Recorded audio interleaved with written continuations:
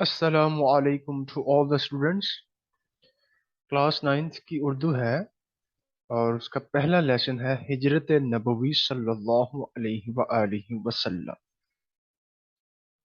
तो इसको आज हम पढ़ेंगे। सबसे पहले हम देखते हैं कि इस जो सबक को है लिखा किसने है। तो इस सबक को, इस मजमून को जिस शख्सियत ने लिखा है उनका नाम है मौलाना शिबली नोमानी। ठीक है। तो मौलाना का मतलब क्या होता है? जानने वाला। जैसे हम कहते हैं किसी भी मौलाना को, मौलाना का लफ्ज़ी मतलब होता है जानने वाला। तब वो अगर मौलाना इल्म, दीन का इल्म रखने वाला है तो हम मौलाना, वो आलिम दीन है, यानी कि दीन का इल्म रखने वाला, जानने वाला। इसी तरह अगर कोई कोई दूसरे काम के बारे में जानता है, ठीक है, तो उस काम के बारे में हम उसे कहेंगे मौलाना, कि इस काम को जानने वाला है। तो मौलाना शिबली नुमानी इनका नाम है, जिन्होंने इस सबक को लिखा है। मौलाना शिबली नुमानी कब पैदा हुए? 1857 में पैदा हुए और इनकी वफात 1914 में हुई। ठीक है। तो ये एमसीक्यूज में ये क्वेश्चन आ सकता है कि मौलाना शिबली नुमानी कब पैदा हुए, तो उसका आंसर ये होगा। कब वफात पाई, ये उसका आंसर है। इसी तरह हिजरत नबवी सल्लल्लाहु अलैहि वसल्लम के मुसन्निफ का नाम क्या है? तो वो मौलाना शिबली नुमानी है। इनके सबक को लिखने वाले का नाम क्या है? मौलाना शिबली नुमानी। तो एक दो तीन एमसीक्यूज ये जो है ना हमारे यहाँ से क्लियर हो चुके हैं। ठीक है। तो अब हम देखते हैं तारुफ। मौलाना शिबली नुमानी कहाँ पैदा हुए? ठीक है, कब पैदा हुए तो हमने देख लिया, कब वफात पे ये भी देख लिया, कहाँ पैदा हुए, किस जगह पैदा हुए, इन्होंने क्या क्या काम किए, वो हम देखते हैं। तो मौलाना शिबली नुमानी कस्बा बंदोल, जिला आजमगढ़, भारत में 1857 में पैदा हुए। तो अगर क्वेश्चन आ जाए कि मौलाना शिबली नुमानी कहाँ पैदा हुए, तो ये उसका आंसर होगा। ठीक है, ये आपने लिख देना है। अब नेक्स्ट है उनके वालिद। अब उनके मौलाना शिबली नुमानी के वालिद का नाम क्या है? क्वेश्चन ये भी बन गया है। तो अगर ये आ जाए कि मौलाना शिबली नुमानी के वालिद का नाम क्या है, तो हमने लिख देना है कि उनके वालिद, यानी मौलाना शिबली नुमानी के वालिद का नाम शेख हबीबुल्लाह वकील है।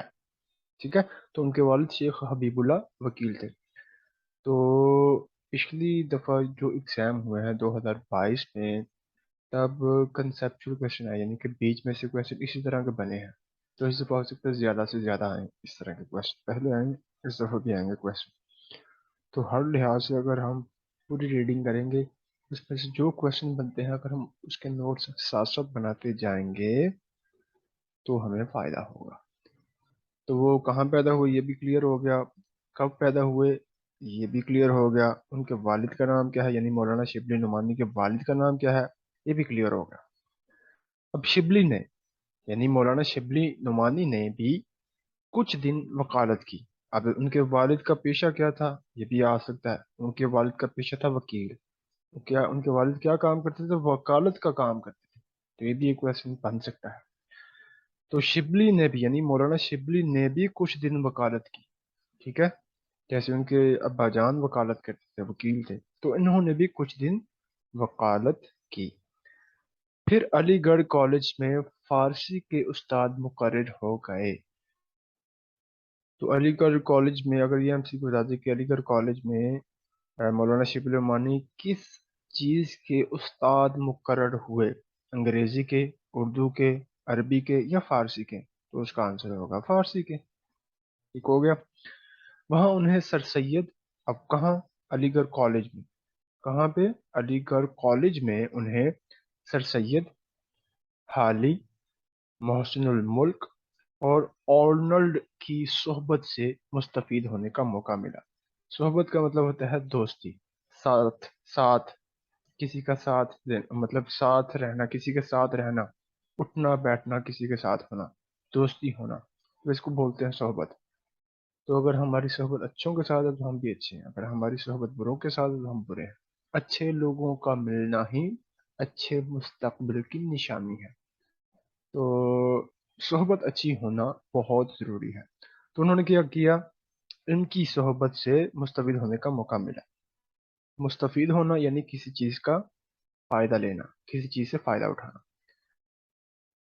1852 में आर्नल्ड के साथ, यानी 1892 में आर्नल्ड के साथ शिबली ने मिस्र, शाम, कुस्तुनतुनिया और दूसरे इस्लामी ममालिक का सफर किया।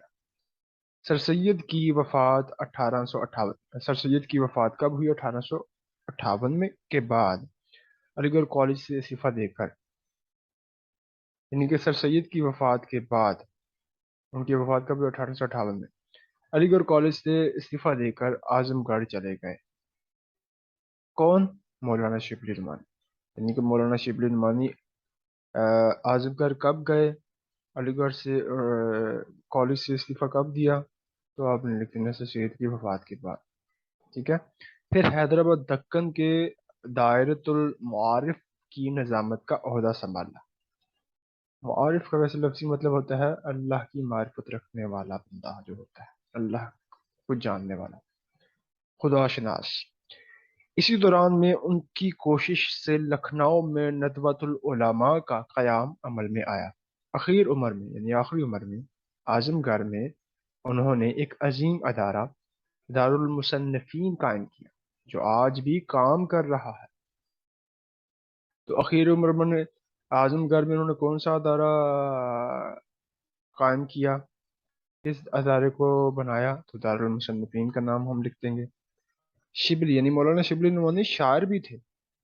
वो शायरी भी लिखते थे, अशआर भी लिखते थे, लेकिन उनकी शोहरत का मदार, यानी इन्हिसार, ज्यादातर उनकी नसर पर है, यानी मजमून पर है। उनका शुमार उर्दू के बड़े नसर निगारों में होता है। नसर निगारों में होता है, निगार का मतलब होता है लिखने वाला, लिखना। तो नसर निगारों में होता है, नसर लिखने वालों में होता है।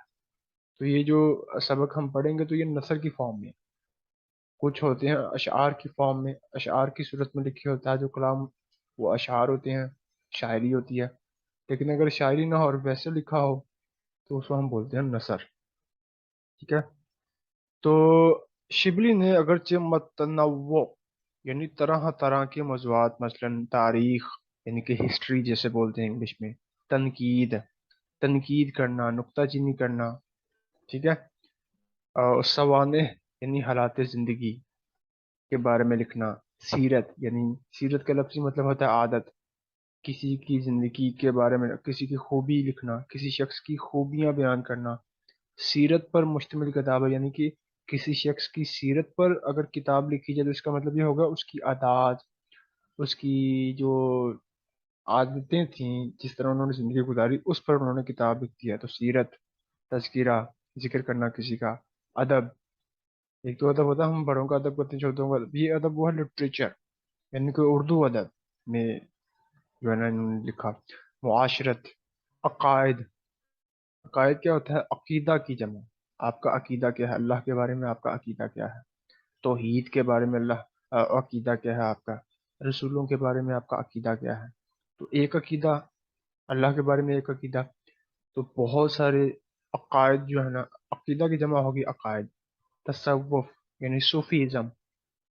ठीक है। ये जो सूफी लोग होते हैं, अल्लाह वाले लोग होते हैं, नेक लोग। ठीक है। और सियासत पर कलम उठाया किन्होंने? मौलाना शिबली नुमानी ने। मगर इनके तर्ज इजहार में, इजहार करने का तरीका, जाहिर करने का तरीका, इनके तर्ज इजहार में अदबियत की शान मौजूद है।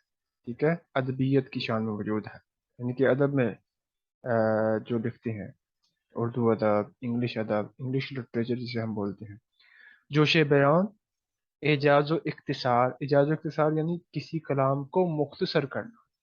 ये भी बहुत बड़ी बात होती है। कलाम वही होता है जिसमें अल्फाज कम और माना ज्यादा हो, मानी ज्यादा हो, वो बड़ा अच्छा कलाम होता है। तो इनका ये भी एजाज है कि मतलब इनका ये तरीका भी है तो कलाम को मुख्तसर करते हैं। रवानी और बरजस्तगी, रवानी यानी जारी होना, और बरजस्तगी यानी फिलबदी, यानी कि एकदम से, अचानक से बात कह देना, कोई बात दिल से निकल जानी है, मुंह से निकल जानी, फिलबदी बात। मुहक्काना अंदाज, मुहक्काना यानी तहकीक करना, किसी बारे में जानना, तहकीक करना, सर्च करना, तलाश करना।